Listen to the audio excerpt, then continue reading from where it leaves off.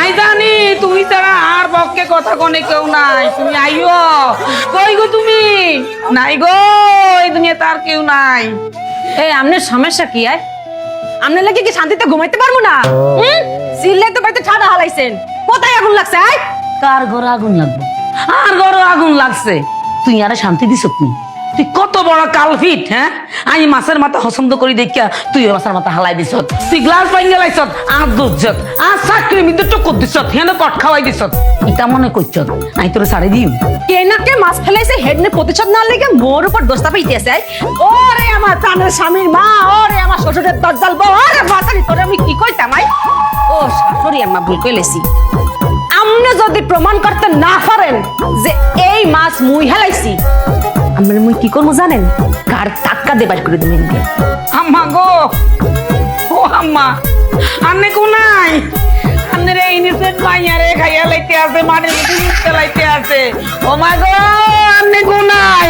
যাই আমার পুতে আইলে আমি বিচার দিব গো মা। আর বুঝবো নাই। ও বুড়ে, এটা কি চিড়িয়াখানা নাকি বাসা? তুমি আইছো, তুমি যে পায়ে এসেছো সেই পায়ে ডাক্তারের কাছে যাও। তোমার মা আমাকে এমন ভাবে মারছে, দেখো দেখো এইখানে মারছে, এইখানে মারছে,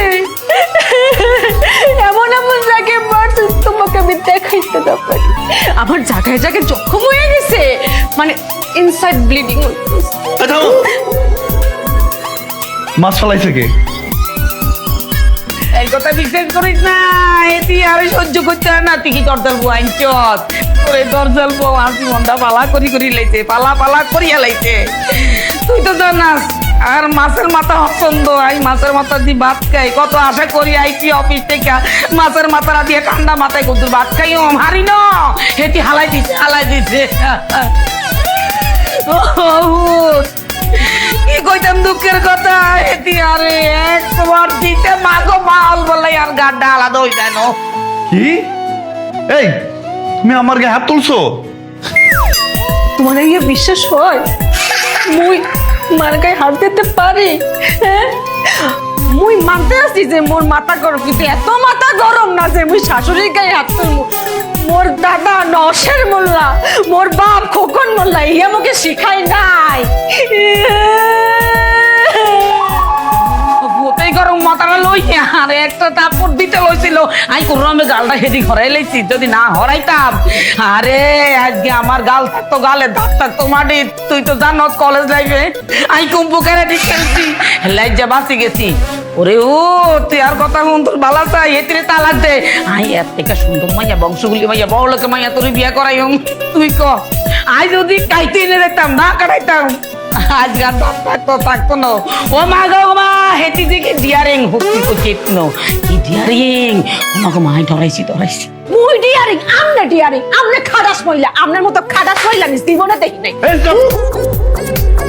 আরে একটা কথা বললে থাপড়ায় দাঁত ফেলাই দিব। যাও রুমে যাও। মা তুমি আর একটা কথা বলবা না। আব্বা আসুন, এর একটা বিট করতেই হবে। তোমরাই বাড়িতে থাকবা, নাহলে আমি থাকবো। মুই তো বাড়ি ছাড় মুই, তাই শুক্রবারের পরে আমিও বাড়ি ছাড়ি দিও ফ্রাইডের পরে। হ্যাঁ, খেলা তো আগে হইব, খেলা খেলা হইব, খেলা হবে, হইব খেলা, হইব হইব খেলা। আমি জানি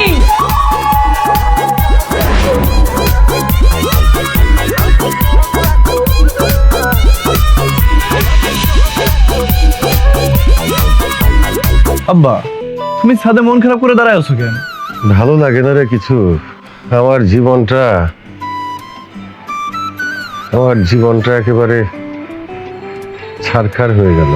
আমার চাকরি চলে যাওয়ার পরে কত চেষ্টা করলাম, চাকরি পেলাম না। একজন পুরুষ বেকার থাকলে সেটা যে কত বড় শাস্তি, আমার চাইতে ভালো কেউ জানে না রে। লেখাপড়া শেখা মানুষ যেন তেন ছোট কাজ তো করতে পারি না। আর তোর মার হাতে নির্যাতিত হতে হতে এক সময় মনে হতো আত্মহত্যা করে ফেলি, কিন্তু তোর কথা ভেবে সেটা করতে পারি নাই রে বাবা। তোর মা তোর মা আমাকে যে কথা শোনায়, যে ব্যবহার করে, আমি তো আর নিতে পারতেছি না।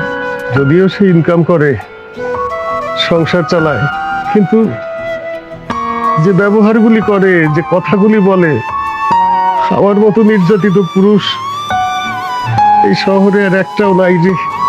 না আব্বা, এটা তোমার ভুল ধারণা। এই শহরে লাখ লাখ মানুষ নির্যাতন হচ্ছে, কিন্তু তারা মুখে বলতে পারে না, সম্মানের ভয়ে। তুমি কি চাইলেও বলতে পারবে যে তোমার বউ মানে আমার মা তোমাকে বেশি কথা বলে, তোমাকে গালি দেয়? না, বলতে পারো না।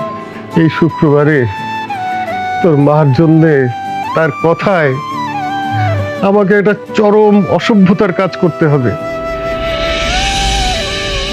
আমি এগুলো করতে চাই না রে বাবা।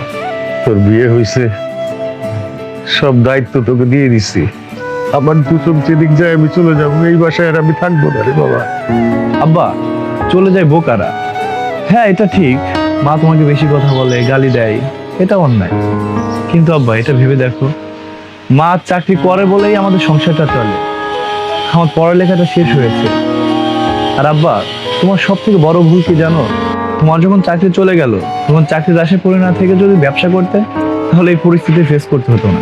সত্যি কথা বলছিস রে বাবা, আমার জীবনের ওইটা একটা বিশাল ভুল করছি আমি।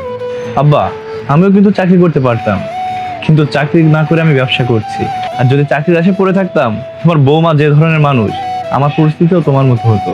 কিন্তু আমি চাকরি করে 1 মাসে যে টাকা পাইতাম, আমি ব্যবসা করে তার ডবল পাচ্ছি।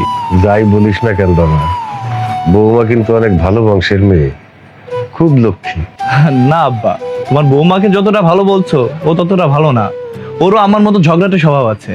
কি আর বলবো আব্বা, তুমি আম্মার সাথে সংসার করো, তাই তুমি জানো আম্মা কেমন। আর আমি আমার বউয়ের সাথে সংসার করি, তাই আমি জানি আমার বউ কেমন। এখন তুমি প্ল্যান করো যে কোন ভাবে এই বিপদ থেকে বের হবো। দুইটারে ঘরের মধ্যে বাইন দিয়া তুই ভালো করছিস। আব্বা, তোমার এই উল্টাপাল্টা বুদ্ধির জন্য আম্মা তোমার 4 পয়সার দাম দেয় না। এইসব উল্টাপাল্টা বুদ্ধি না করে যদি কোনো একটা কাজ কাম করতে না, আম্মা তোমার ঠিকই দাম দিত। যে সংসারে পুরুষের কোনো ইনকাম নেই, সেই সংসারে তার কোনো দাম থাকে না। এই যে তোর মাছের আড়তে মোরে একটা চাকরি দিস, কাজ তোমার জন্য রেডি। আগামী সপ্তাহে আমার শ্বশুর আমাকে বিজনেস থেকে আলাদা করে দেবে। আর কাউ কি আলাদা করে দেবে কে? ওরে বোকা মানুষ, আমি তো টেকনিক্যালি সরে গেছি। এইভাবে যদি শ্বশুরের আন্ডারে চাকরি করি, তাহলে কি আমার আর মান সম্মান থাকবে? 2 দিন পর তো আমার বউ আমার দাম দিবে না তোমার মতো। আচ্ছা, আমার একটা কথা দেখি, তুই কি মোর পোলা নাকি? তুই এত চালাক হইছো আর মই এত বলো তুই কা? আব্বা, আমি অবশ্যই তোমার ছেলে, কিন্তু আমার দৃষ্টিভঙ্গি আলাদা আর তোমার দৃষ্টিভঙ্গি আলাদা। কথায় আছে না, দৃষ্টিভঙ্গি পাল্টান আপনার জীবন বদলাই যাইবে। এইলে তো তারও তো মোর চাকরি হইছে। আব্বা, ওইটা আমার আরত না, ওইটা তোমার আরত।